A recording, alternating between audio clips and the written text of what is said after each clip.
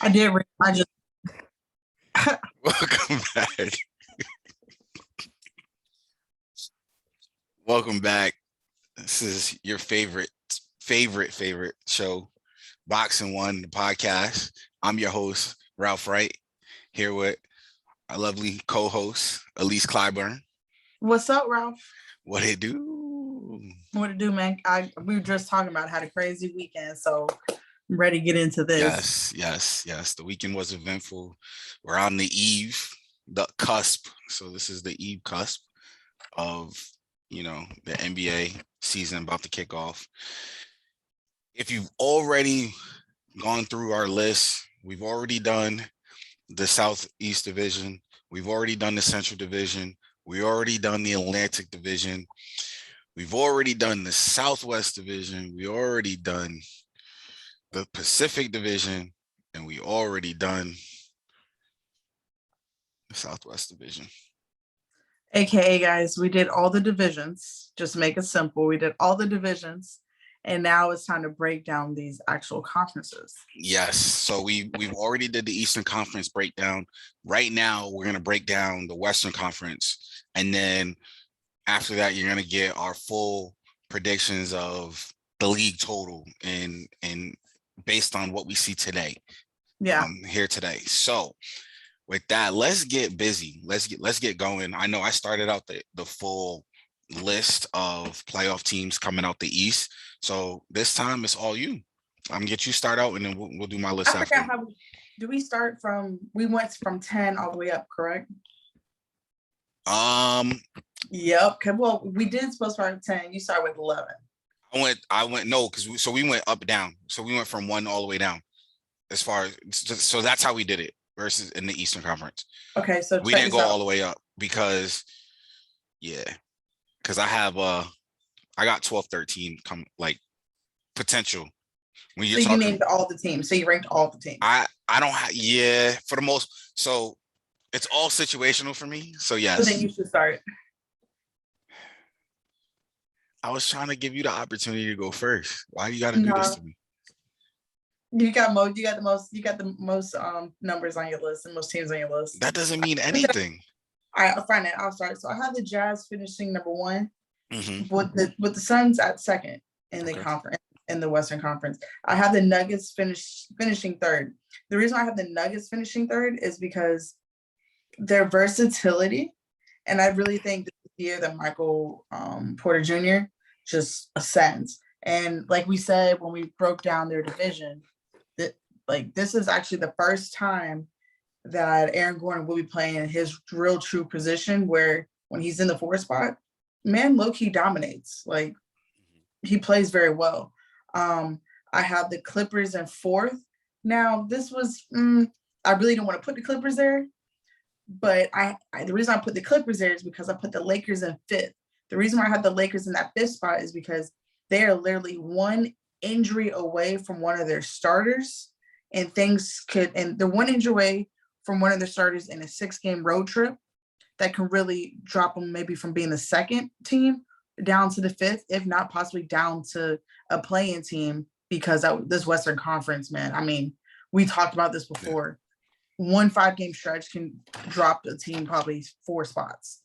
And I think with the Lakers, so with the Clippers, I know we spoke earlier. Does Kawhi's injury affect you know, is that added? Like, do you think it's gonna be that much harder for them in the regular season with Kawhi's injury, or do you think it's gonna be better for them right now with Kawhi gone? I think for right now with Kawhi gone, Paul George is in full confidence mode. You know, he finished the season off pretty freaking well, in my opinion, shooting on all cylinders, right? Like we're about to see, in my mind, maybe Pacers Paul again, where he was the man. I mean, he did have a good roster around him when he was with the Pacers, but he seemed to have found his rhythm, right? I think with Kawhi with injuries, we never really know where he is in recovery. Like, I don't know if he is, playing at Christmas, playing at All-Star break, or if I'm not playing at all this entire season. We have no clue. But I do know when he comes back, he's still gonna be Kawhi Leonard, the freaking robot that he is. But I have them there just because I think some teams with Kawhi Leonard out might look over the Clippers a little bit more than what they probably should. But I with the Lakers, I mean, the Lakers could be second on this list. The Lakers could be ninth on this list.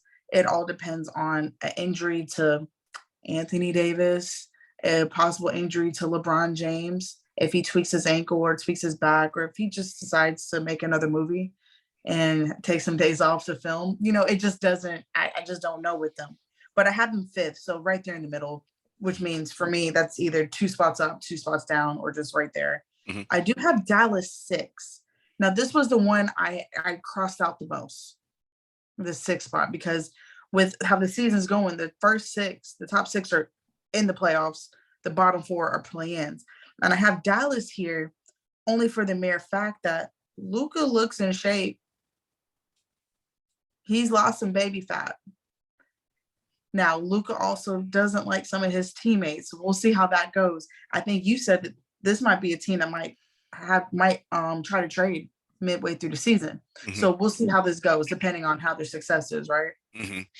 Now, the 7, 8, 9, and 10, all these teams in my first list were in the list of 6.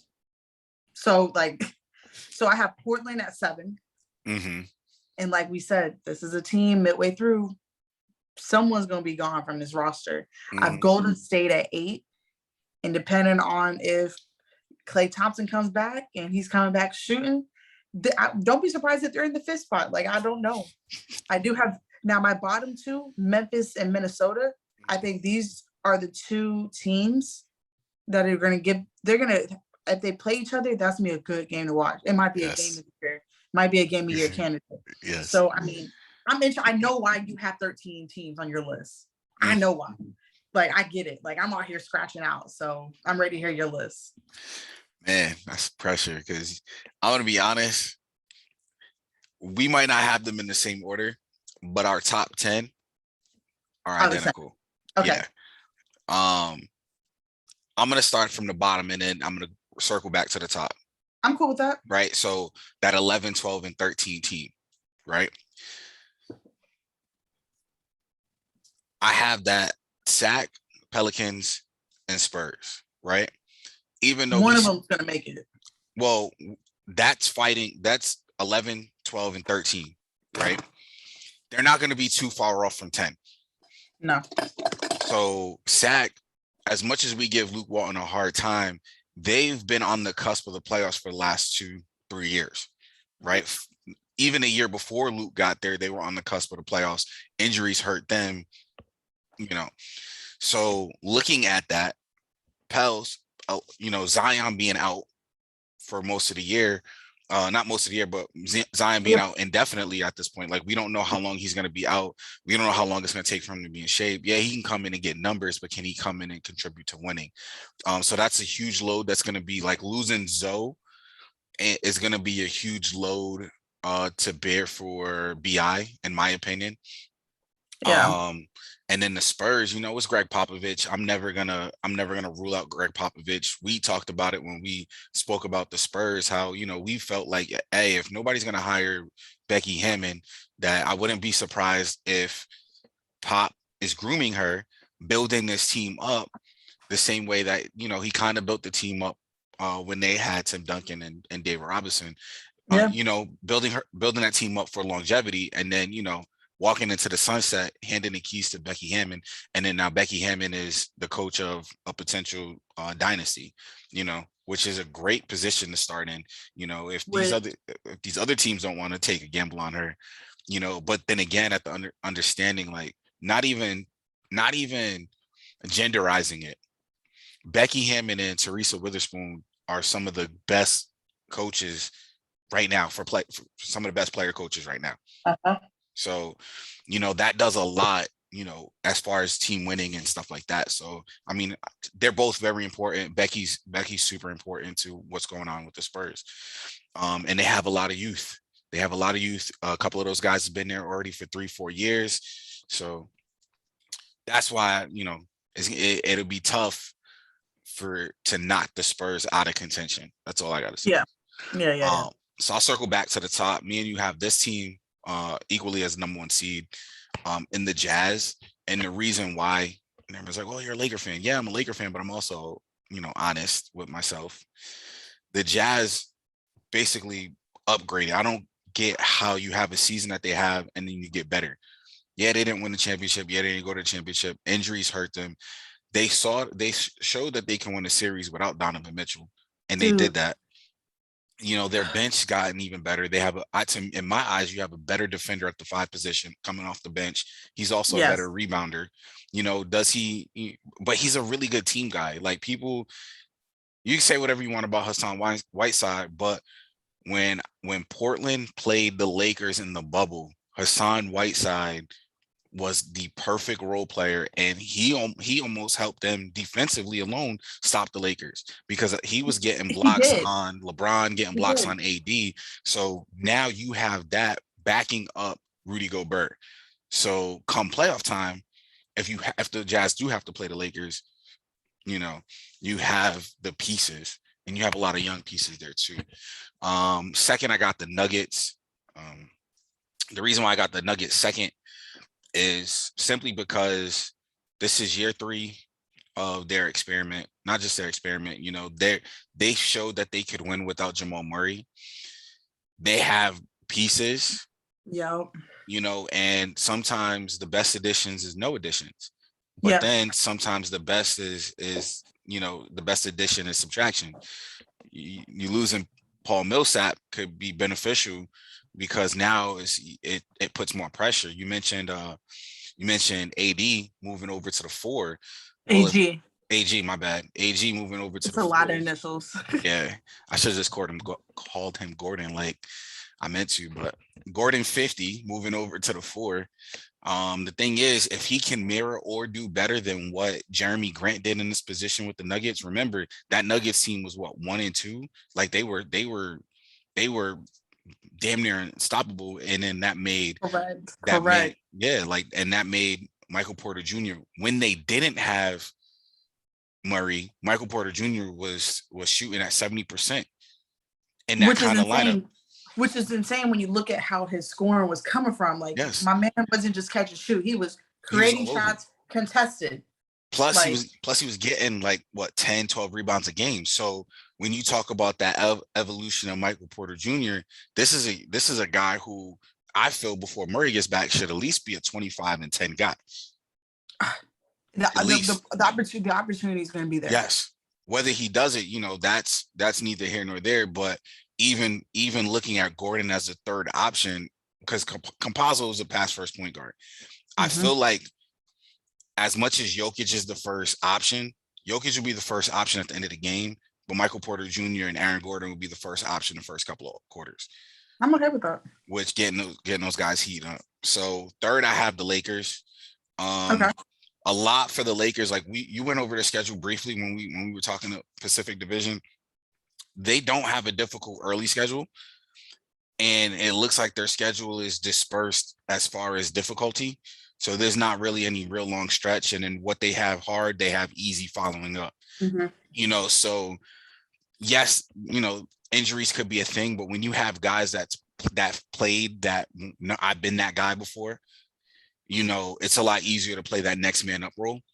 And they got a lot of former all-stars. They got a lot of young guys, and they got a lot of good role players. So the problem right now, it just comes down to Frank and getting that team together. I'm glad you said that, because I think this is going to be a true testament if Frank Vogel, by all means, people say he's a really good coach, right? This is the most loaded team he has ever coached in his career, probably in any coach's career, right, in the NBA. Like, how many times you get this many all-stars on the same team? I mean, granted, a lot of them is at the end of their career, but yeah. There are a lot of them at the end of career, and two of them, well, 3, because they have DeAndre, are, I'd say 2.5 of them are role players. Redemption. It says it's redemption for those guys. You got to remember, DeAndre Jordan wasn't getting run like when he was with the Nets at the end of the year. He's supposed to be their big pickup until they brought one other guy in. I mean, but at the same time, you had Jared Allen before him, He was starting over Jared Allen. They trade Jared Allen, but that just tells you how much faith they have in Nick Claxton, right? That doesn't mean that Jordan's not good, and that's the thing. Like, I feel like the Lakers are going to start either him or Dwight Howard. They're both going to star in their role. I don't see any egos coming out in that situation. No. And then we saw what a healthy Dwight Howard could do to Jokic. DeAndre Jordan could do the same thing because they're both athletic enough and strong enough to combat Jokic. So fourth, I have the Suns. I'm not mad at that. So our top four is the same. Yeah. But the only reason why I have the Suns, as I go through this, you're gonna realize, like, we spoke about the Pacific Division being the toughest division. It is. Potentially all five of their teams could make the playoffs. I'm looking at it, right? You got 1, 2, 3 teams, and I have 3, 4 teams in that Pacific Division in the top 5. Yeah. So understanding that, it's like, the reason why I have the Suns is because the adjustments that they made. I love the addition of JaVale McGee. I'm expecting Ayton to go off this year, especially because as of right now, he hasn't gotten his extension. Mikal Bridges just got his. I was just about to say, since the last time we spoke, they gave Mikal a nice little extension. So it's going to be interesting how that plays out, because if the Suns wait to re-sign him and say he does become an all-star, say he does play like a top 5 center and he makes it to the all-NBA team, well, now you have to pay him a $200 million extension versus the 160, 180 that he's due for right now. That might be what, and honestly, we keep talking about why isn't the organization sign him? That might be what Ayton's hoping for, right? Is like they haven't offered him a max for him, though. Think about this. If Michael Porter Jr. gets a $200 million contract and he didn't make it to the finals, Trae Young gets a $200 million contract. He only made it to the playoffs once. Luka, $200 million contract, hasn't made it out of the first round. Yeah. DeAndre Ayton, number 1 pick in that draft, is the only one in that draft that's played in the finals. He's the only one in that draft, outside of Trae, who's played in the conference finals. The only difference is Trae's the man on his team, whereas at this point, Ayton's the third guy, but Ayton's that second. Like, he's that 1-2. Eventually, he's gonna be the number 1 option on that team with Booker on it. It's only gonna make the game easier for Booker. Fifth, I have Memphis. And the reason why I have Memphis there is, okay, so this is where it starts getting funky. Yeah, okay. it gets funky around 5 because, like, I feel like 3 through 10 is all interchangeable. Outside of the Nuggets and the Jazz, I feel like you can basically throw a dart without looking, and that team could be fourth, third down. Ralph, I'm right there with you, because these teams are all so. What did you say? The parity. The parity is there's not much parity. It's slim. It's the room for error is small. Yeah. Right. It's a small leak, so you can't have a leak in your boat, because the minute you have a leak in your boat, somebody's gonna come by with a speedboat and zoom right past you. But Memphis has the makeup to be a top 3-4 team in the West. Injuries again. If Jackson could stay healthy, if Ja Morant could stay healthy, good luck. If Memphis is 5th, Ja Morant's MVP. Yeah. If Memphis finishes 5th, they need to vote Ja Morant as MVP, because if we look at the team, their team is good. Like, their team's good. But when you look at the other teams in the West, it's gonna be tough because of the type of the media runs that narrative, right? Small market team. Not just that. This is a topic for another day, but the media messes up a lot of players' pay grade. Like, it messes up a lot of players' pay. The media creates these things about players, and they typecast certain players because of the way they look, and so. Yeah. I have Memphis. Memphis is a hardworking team. Steve Adams, I think, is a great addition. No offense to Valanciunas, but I feel like Steve Adams is perfect for John Morant. He's won with Russell Westbrook. You know, he knows how to create that space and help that similar player be successful. So I like okay, keep going. But who's 6? 6, I got the Clippers. Okay, I'm not mad at any of these, man. And the Clippers, like I said, the Clippers is self-explanatory with the Clippers.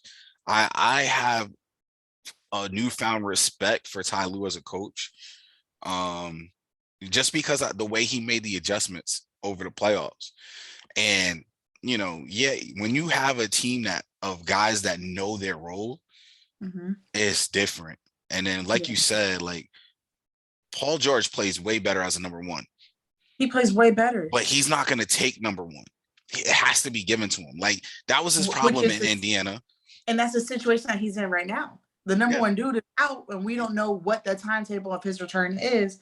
But when Paul George is number 1, that's the best bad man. But that's what hurts him in the play. That's what has hurt him in the last 5, maybe 6 years, is because he goes to the Thunder. It's already Russ's team. He's not going to take it over. He's just going to comply. And it was him, Russ, and Melo. And guess what? All he did was comply. He goes to the Clippers. What does he do? He complies. So, he's Pippen. While he's Pippen, but his best comes when he's the number 1 option. We get the best version of him. He can't focus when he's not the number 1. Unfortunately. Like, and that's not a bad thing. It's just like, yeah, he's going to get, everybody's going to, well, you're this, you're that, pandemic P, this type of P. It's like, yo, I see why, because he doesn't know that he could still be a star at number 2.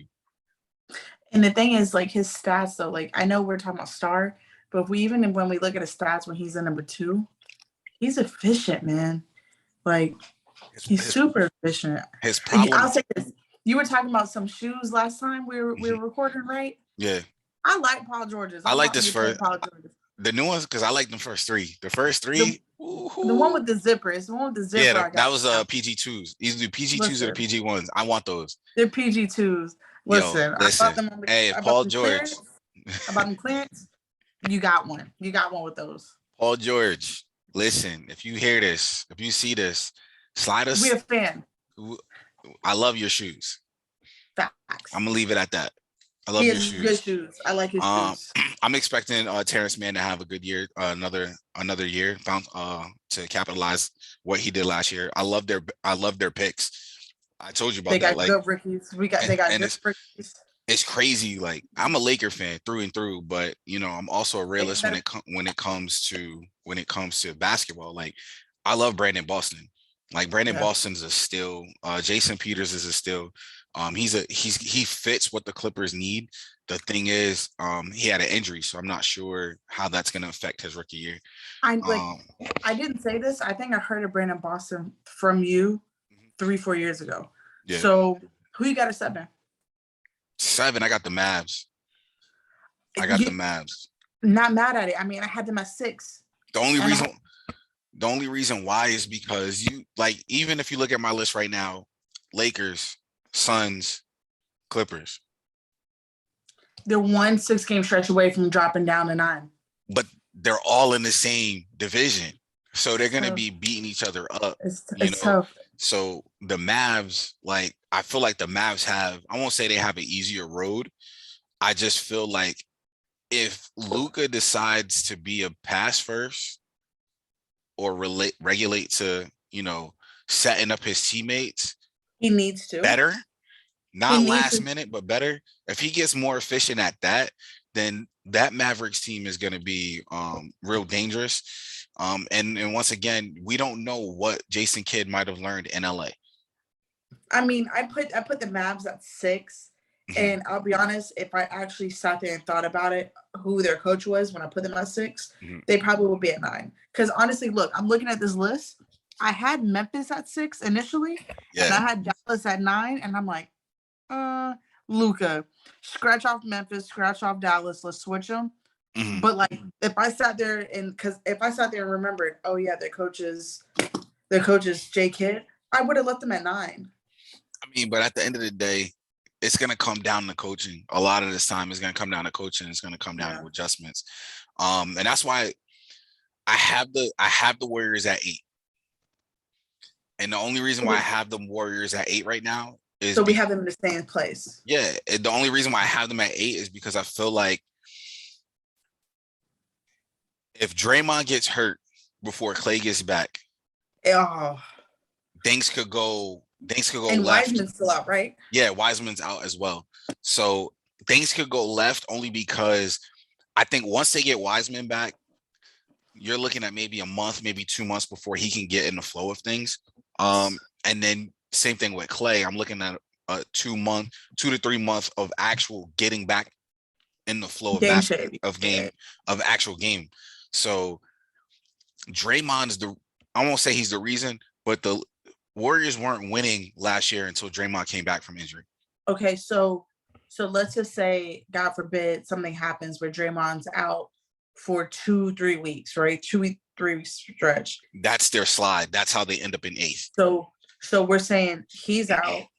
Klay's not back yet. We don't know timetable on Wiseman. That leaves them with Curry. And Kuminga's out. That leaves them with Curry, Jordan Poole, and Wiggins. So 3 guys they had last year without Oubre. Not saying that they can't win, because remember they won with Tosco. Don't even know who that is. So yeah, there you go. Tosco Anderson. I definitely said his name wrong, but he's an energy guy. He's another guy, like he could play. Like I'm just saying, like these guys but understand these guys made Kent Bazemore dispensable. Yeah. And that's what I said last year. You're making a really good point with why you put them at 8th. Yeah.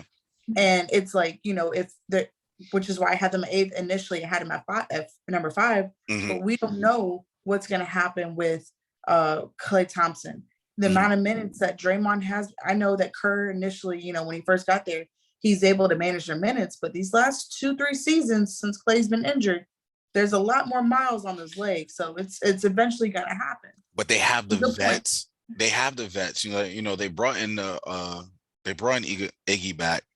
They have Otto Porter. But my thing is, it's going to take Otto maybe 2, maybe 3 months to get acclimated to the Warriors. The pace and their game plan, their scheme. They have really good defense, and then also handling Draymond. Yes. No, but I feel like Otto Porter could play that Draymond role eventually, which would give Draymond a rest offensively, because you're asking him to facilitate and then, to defend. So once Otto gets, what's up? I got something to say. If Draymond doesn't win a defensive player of the year, if we look at, I'm actually really upset about this. I thought about this since the last time we recorded. Why hasn't this man won more defensive player of the year? The media. I'm really upset about this. I'm really upset about this. It goes back to what you're saying. The amount of pressure he puts on the defensive end to think he has to now turn around and put it on the offensive end. Because let's be real, he's low key the point forward. Yeah, he's low key their MVP. Like I said, and that's not taking away. And I don't want anybody. It's not taking anything away from Steph. It's just understanding. He makes the game easy for Steph. Him and Steph work so well together.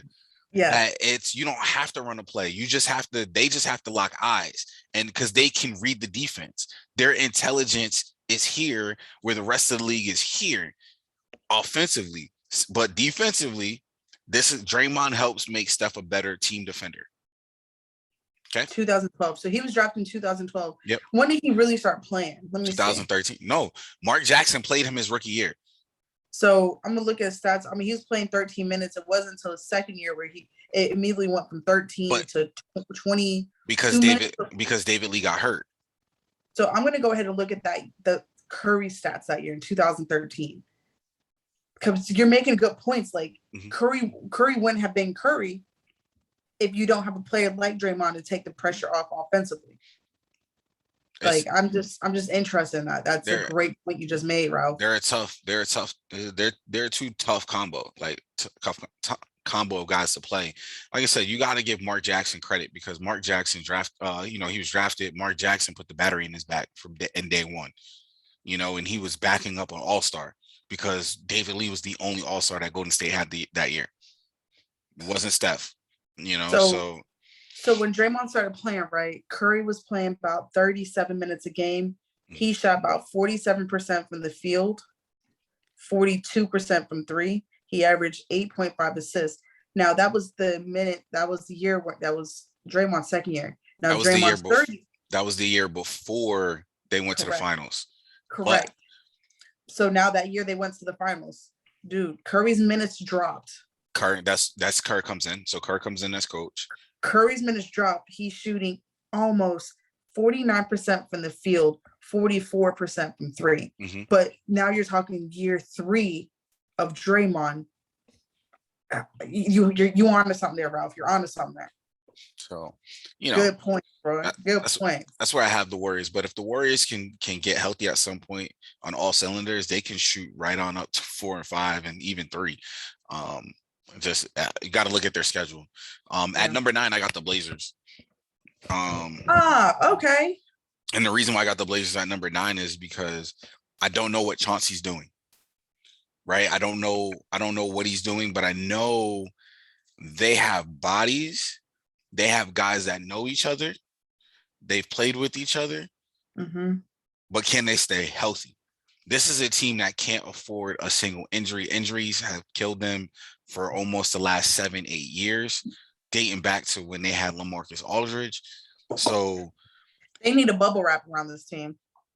They need to look into their training staff. I know they fired Terry Stott, but Terry Stott hasn't had a healthy roster since he was there. So now that has to be addressed. So maybe that's something that Chauncey can do. I mean, it's the Blazers. Dame is going to be Dame, but at some point, they got to figure something out. They got to figure something out. Yeah, you're right. Well, I mean, we talked about it, like that duo. Even though it is a very dynamic duo, and Cullum and then Lillard, we're getting the same results. They need more help. They either need more help or it's time to bring something new in, just change it up. So who you got at 10? I got the Wolves. Me too. I got the Wolves at 10. I feel like it's self-explanatory. This is a team, when we were going over the previews, I was like, listen, they got the players. I just don't know if management their mind is right. There was a lot going on with management. But they have players that if they can stay healthy, this team can float all the way up to 4 or 5. They're I won't say they're in the easier division, but they're in one of those divisions that they can kind of conquer. Yeah. It only takes quick. They just have to beat every team in their division, and I think they have the opportunity to. I think they have the skills. It's possible to happen. They have the players. I'm looking for Cat to have a big year, if healthy. If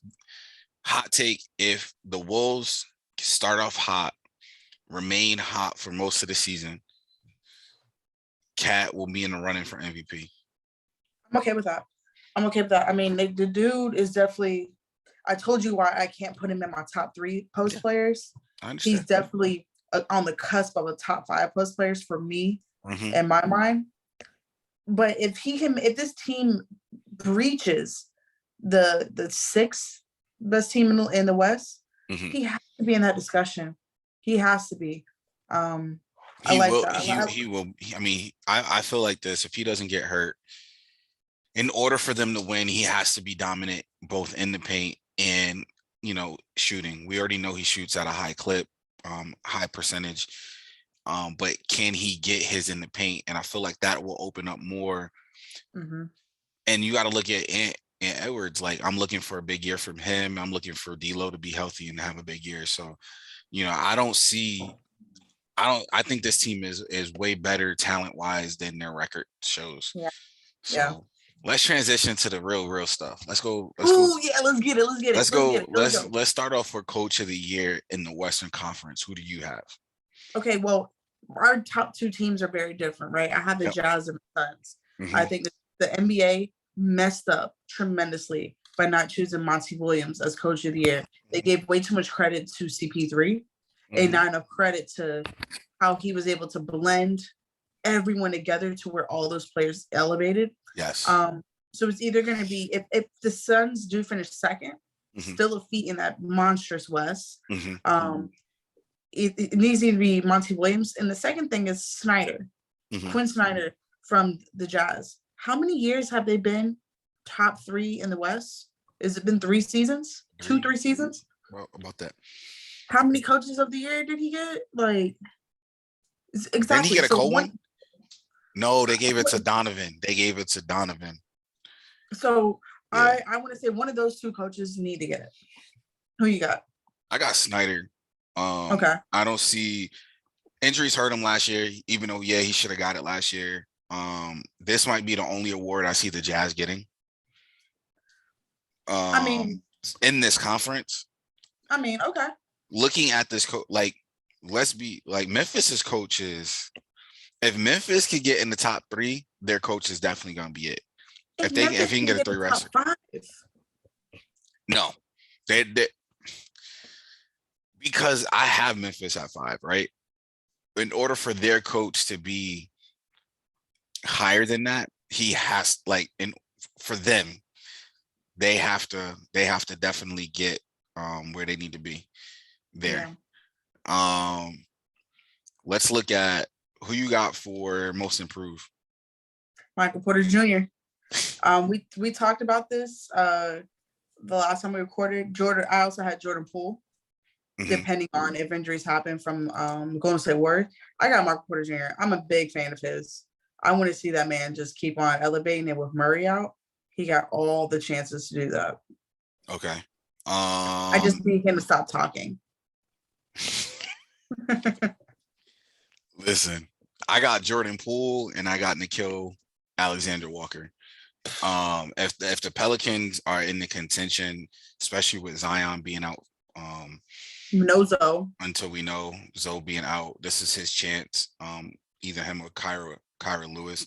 But Jordan Poole, the way he's playing, he has every opportunity to be the most improved, especially considering Clay's timetable. Clay might not be better. Like the better he does, the longer we'll see Clay. The longer Clay's not there. We won't see Kuminga, who is just Kuminga has a score first mentality, which is great, but like we don't know timetable on that either. So Jordan Poole, Curry's gonna need some help, and that man, his name is Jordan Poole. Who do you got for rookie of the year in the West? Can we say it on 3? Yeah. 1, 2, 3. Jalen Green. Jalen Green. Yeah. Jalen Green, hands down. Did you see him in his bag the other night? Yes. God, He's been in his bag. He's been in his bag since he was in G League. That's a bad man. Wait till he gets a real, no offense to Kevin Porter Jr., but wait till he gets a real passer next to him. You put a Rubio next to him, it's a wrap. Dude. Porter Jr. is only going to get better as a point guard now that he has another guy. So it's going to be interesting because I know he can get the assist. But what team? I know him in Houston is fire. What team would you love to have seen him next to? I mean, I would have loved to keep him in Cleveland, to be honest, next to Darius Garland, the team he was already on. Jalen Green? Oh, no. I thought we were talking about KB. I thought we were talking about Porter Jr. Sorry. Jalen Green? If you up to Houston, what other young guard would you like to see him next to? I'll tell you right now. Melo, hands down. Melo or Trey. You put him next to one of them, boy. I say Melo only because Melo wants to pass. Trey wants to pass. Stop disrespecting Trey. We like Trey. Who you got MVP? Because you definitely just discredit this man's passing ability. Like he ain't a pass first point guard. I need to chill. But he can. All right. He can go off. Yeah. I know. Okay, so depending if the Suns, I know you say, I know you not Suns. Depending on where the Jazz finish, I have Spider Mitchell, man. Not gonna happen.